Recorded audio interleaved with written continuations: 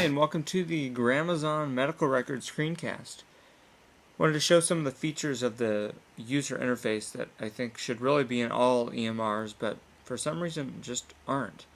So first of all, it always shows the patient's name in big, large type, and then gives the allergies and code status, always on every page in case of an emergency. Then it gives the day, the date, and the time, because unfortunately those are not always available, and it's just another hassle you have to go through.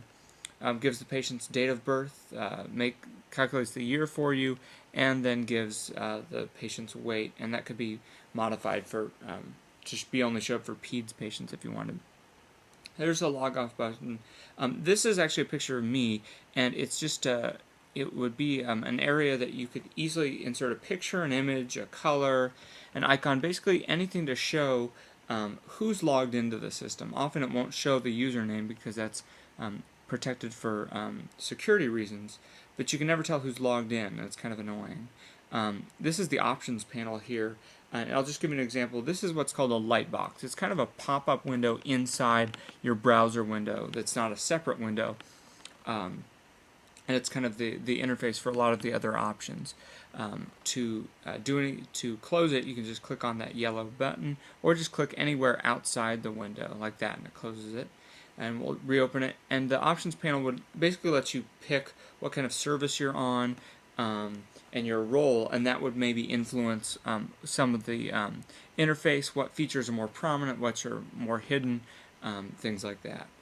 So we'll just click to close that. Again, it always shows the medical record, the room the patient's in if they're an inpatient, the primary medical doctor that they have, and maybe it would link to their contact information.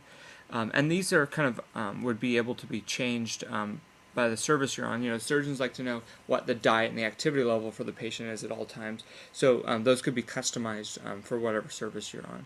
A couple other tabs. This is a customized note that any user would be able to create about any patient. Reminders about maybe what the person's next of kin to call is, their contact phone numbers, anything else you want to remember about the patient. My census and patient lookup are kind of the way to manage looking up patients. And here you don't have to, there's not a separate field for medical record or anything. You just start typing either a patient's last name or their medical record, and it starts to filter through the names. So I'm starting to type 1, 2, 3, and it's filtering down their medical records, and then I find that John Doe has that medical record. So it's just kind of an easier way to select and search for things. This is kind of how you would organize your patient lists. So the left side gives you all the patients that you've recently looked up. And all you have to do is drag it over, and it then would automatically become part of your list. Say you wanted to switch it to your co-interns list. It'd be very easy to do. It's just all drag and drop, really simple stuff that people already know how to do. The Keep Up purple tab is something that I think kind of is information management that's not really found in most medical records. It has a little to-do list here to remind you what things need to be done during the day. So maybe I need to review CJ's chest x-ray. You can add it and kind of click it off when you're done with it. Really quick ways to search up to date. These would all be kind of linked in and work automatically. You wouldn't have to do any other logins. For up-to-date drug references, Google, eMedicine, links common journals, a medical reference site, and then other links to other applications. So you could launch your imaging program, look at your call schedule, launch a pager, search the pager list. You wouldn't imagine how much time is spent just trying to figure out who's on call, just talking to the operator. It's really annoying. And then other forms, 5150s, patient education handouts, local doctor contact information. That'd be especially good for pediatricians, and then like even cafeteria and cafe hours. So now we'll kind of get in the guts of the system. These are just like little tabs across the left side. This gives patient demographics, a problem list, and medications. The medications will actually, see that little D, that will link you to a drug reference page to say indications, common dosages for prescription of those drugs, and to look up if you don't remember what exactly a certain drug is. The problem list, all of these tables are sortable, so list by problem, by system, current by the date added, and then a comment if you want. You can click on any of them to change how they are sorted. And then if you look, just like the drug reference, there's a UTD link that will link you directly to UpToDate or Access MD, whatever program your hospital uses for reference, really easily. The notes section, again, everything's totally sortable, and it highlights whatever notes you're currently looking at. You just click it to view the note. They're organized by department, by date, tells you the provider. It's another Lightbox interface to write a note, and you could even create a note template if you wanted to. Next is admissions, similar to notes, kind of does the same thing. It does say the hospital you're at. This would be kind of a pipe dream to have all the hospitals that the patient's been admitted to listed. Meds, this lists outpatient meds and would also list inpatient meds if the patient's an inpatient.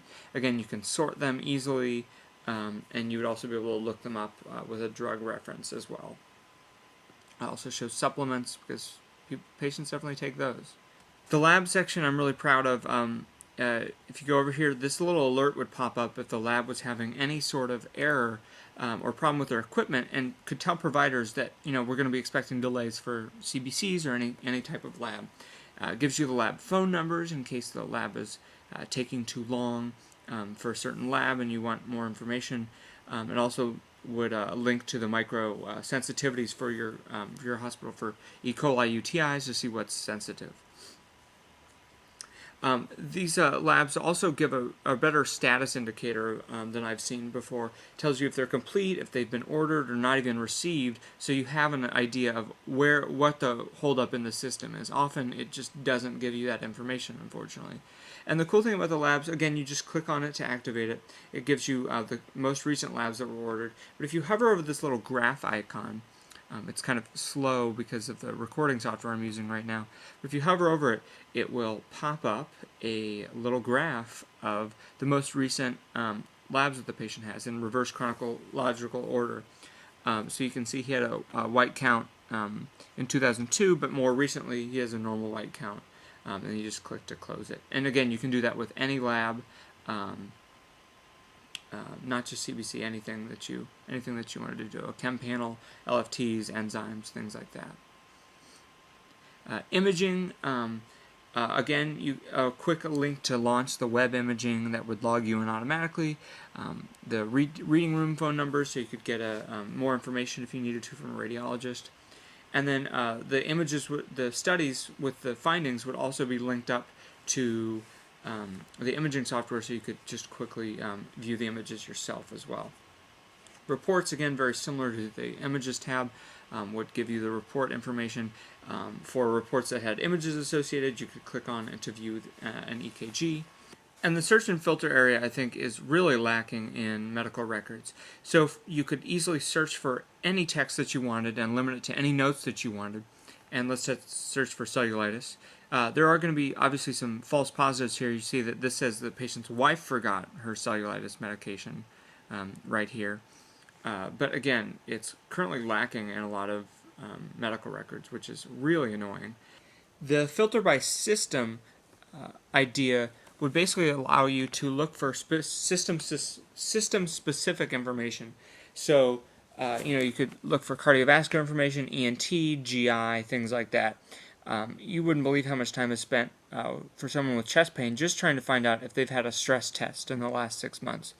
So you just click filter, and you see it pops up that saying the filter is active, and it tells you what it's currently highlighting, and there's a button to disable it. It also tells you over here on the side, because this is indicated in purple, that a filter's on.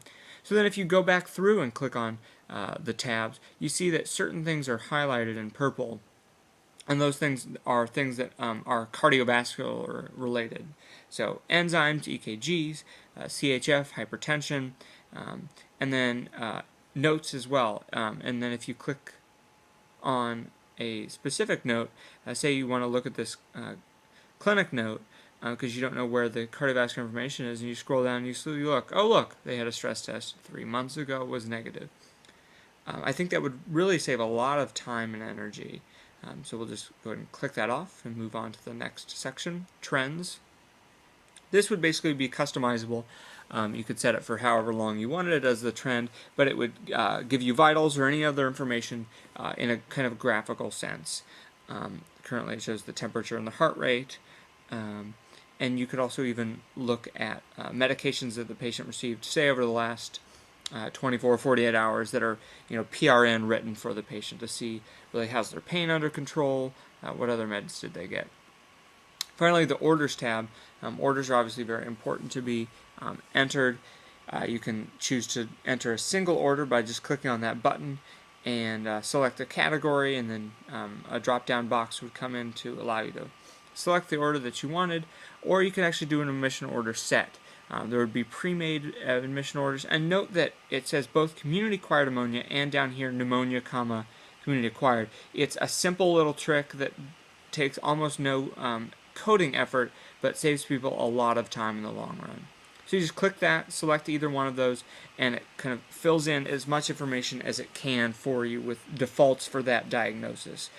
Say your hospital has a antibiotic medication that they prefer to give on their formulary for community-acquired pneumonia, or you can create your own order set. So it kind of walks you through it, and notice that it fills in your information for who you are, what your pager is, and then kind of clicks you through onto diagnosis, condition, vital signs, things like that.